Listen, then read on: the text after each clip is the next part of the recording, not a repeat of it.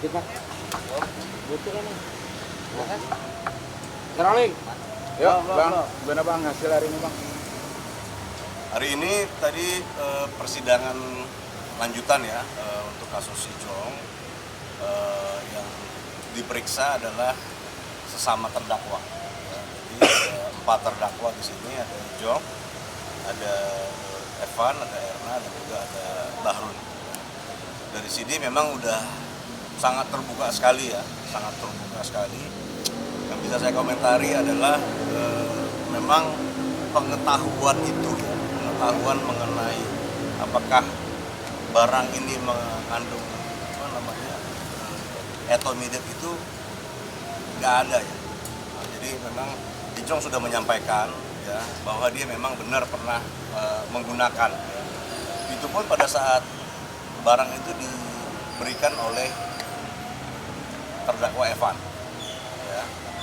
Dicobalah di Bangkok sekali 2 kali dan kemudian baru terasa ya dia merasakan ada efek rileks ya. Cuma pada saat dia bertanya kepada Evan itu nggak dikasih tahu isinya apa, pokoknya dicoba aja lah, kira-kira gitulah pembicaraannya. Erna pun mengkonfirmasi hal tersebut bahwa memang mereka berdua tidak pernah diberitahu oleh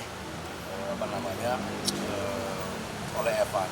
Nah sehingga pada kesempatan persidangan tadi memang sudah sangat clear ya. Tapi ada yang keterangan yang berbeda nih dari si Evan. Evan itu menyatakan bahwa dia sudah memberitahu kepada Erna dan kepada Ijong. Ya. Nah di situ kita melihat ada pertentangan antara 2 orang saksi dengan 1 orang saksi. Ya. Jadi kalau dari sisi bobotnya sih ya kita bisa hitung sendiri lah ya kira-kira. Dan kelihatannya motifnya adalah apa yang tadi dikatakan Evan terakhir, bahwa dia menyampaikan seakan-akan jangan saya sendiri gitu loh, itu yang disampaikan. Nah mungkin pemikirannya adalah kalau misalnya dia sendiri menjadi berat ya kan. Cuman di sisi lain kalau misalnya faktanya nggak seperti itu, berarti keterangan dia akan dihadapkan dengan keterangan 2 orang ini nih yang menyangkal itu, dan keterangan Evan itu akan memberatkan kedua orang ini seperti itu. Padahal untuk nama Ethylene sendiri ya itu bukan nama yang umum ya, bukan nama yang umum, dan mereka pun baru mengetahui pada saat di kepolisian. Nah itulah keterangannya. Dan tadi kita lihat respon dari Ijong dan juga Erna sangat natural sekali gitu, dan gak ada juga motif kenapa dia harus berbohong mengenai hal-hal tersebut ya. Cuman kalau misalnya dari sisi Evannya ya kelihatan dari apa yang dia sampaikan terakhir ya tujuannya untuk meringankan dia. Nah, jadi buat saya seperti juga apa kita ketahui sebagai profesi lawyer terutama ya, bahwa satu saksi itu bukan saksi ya. Keterangan Evan tadi bahwa 2 orang ini, Ijong dan Erna ini mengetahui hanya berdasarkan keterangan dia. Saya juga udah tanya apakah ada rekamannya pembicaraan itu pada saat memberitahukan, nggak ada. Dan juga ada yang nggak sinkron dari keterangannya Evan ini pada saat dia juga bilang bahwa ya terjadi tawar-menawar nih. Pertama dibilang dibawain 10, si Ijong bawain 200, kebanyakan segala macam kan. Turun ke 50, akhirnya disepakati 100. Itu juga buat kami adalah hal yang nggak masuk akal gitu. Ada bukti nggak sih Bang? Ada buktinya nggak sih dia mengatakan yang itu? Nggak ada buktinya sama sekali. Itu yang kita tanyakan tadi kan, apakah ada chatnya, apakah ada rekamannya. Bahkan saya pun menanyakan apakah ada saksinya yang menyaksikan. Misalnya kan bisa aja kita lagi telepon nih, ada orang di sebelah kita mendengarkan itu juga nggak ada gitu. Padahal kan itu kan pertanyaan saya sebenarnya ya kalau misalnya pun dia mau ngarang ya disitulah kesempatannya, tapi ternyata dia menyatakan sejujurnya kan bahwa nggak ada satupun bukti, karena yang pembelaan kita yang utama adalah dia tahu apa enggak gitu. Kalau misalnya nggak tahu ya orang nggak bisa dipidana. Merasa dijebak nggak sih? Sedangkan dia sendiri ekspedisi, kerja di ekspedisi tapi malah nyari orang kurir untuk mengantarkan ke Indonesia. Ya itu yang saya bilang tadi, kalau misalnya dia sampaikan bahwa dia memang bekerja ekspedisi, dia bisa menerangkan bagaimana ekspedisi itu harganya berdasarkan beratnya kan gitu. Jadi saya sudah mensimulasikan kerugian ongkosnya tuh sekitar 200.000 kalau misalnya dikirim langsung. Nah tapi dia menggunakan minta tolong sama si Ijong, ya kan, minta tolong sama si Ijong, dan sehingga prosesnya pun seperti ini. Makanya semua ini terkejut sebetulnya, terkejut bahwa barang itu ternyata isinya adalah etomedia. Kalau misalnya dia sudah disampaikan di awal, ya mungkin ini nggak akan terjadi. Simple, karena Ijong bukan tipe pemakai gitu. Dan pada saat diyakinkan sampai ada diceritakan tadi, ini ada tes urinnya udah pasti lolos narkoba segala macam. Nah itulah, jadi semua itu buat meyakinkan Evan, ya memang ada efeknya.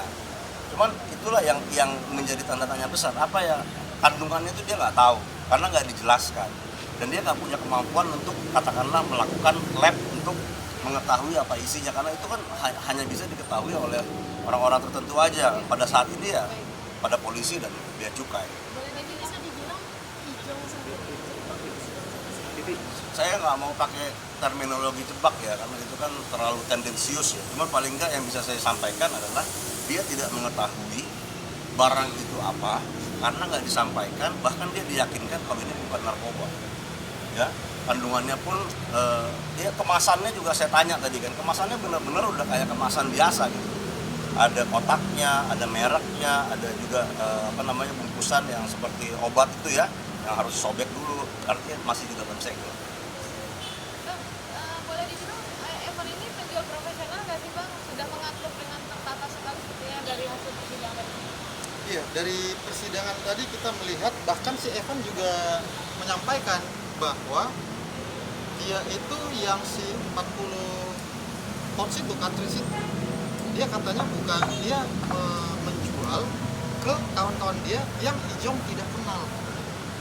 Jadi apakah dia penjual profesional atau tidak, kembali kami tidak mau menghakimi orang di sini apakah Ijong dijebak oleh Evan, apakah Evan ini penjual profesional. Tapi kalau kita pakai tadi keterangan si Evan sendiri di muka persidangan yang dia sampaikan, bahkan tadi hakim sempat nanya, ini biasanya gimana, pernah lolos nggak kalau 100? Dia dengan gamblang, pernah, ada yang lolos sampai 100 katanya. Ya kita nilai sendirilah. Kami nggak mau ke Evan, kami fokus ke Ijong. Artinya dia sudah penjual lintas negara lah ya Bang? Kami nggak bisa menilai seperti itu, tapi kita bisa melihat tadi sudah sangat terang di sini bahwa memang yang paling penting itu adalah Ijong ini pertama kali menggunakan ini ya justru melalui si Evan.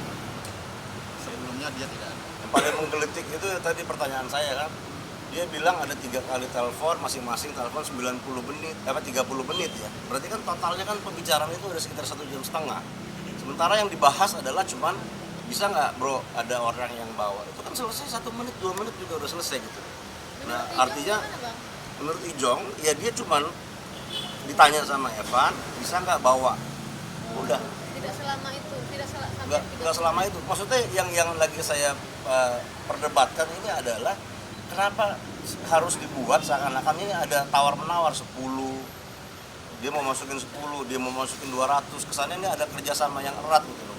Jadi kayak orang mau bagi-bagi tanggung jawab, padahal yang disampaikan oleh Ijong adalah ya dia cuma disampaikan, bro bawain bisa nggak, udah selesai gitu loh. Jadi nggak ada itu keterlibatan yang sebagaimana, pengetahuan aja nggak ada gitu. Jadi semuanya normal-normal aja, berjalan seperti orang mau nitip barang ya, baru ternyata diketahui ada sesuatu di situ. Bang, minggu depan saksi dari pihak abang apa Bang? Siapa Bang? Nah nanti kita masih mempersiapkan. Saksi ahli apa masih orang keluarga? Ya masih dipersiapkan ya. Oke. Terima kasih Bang.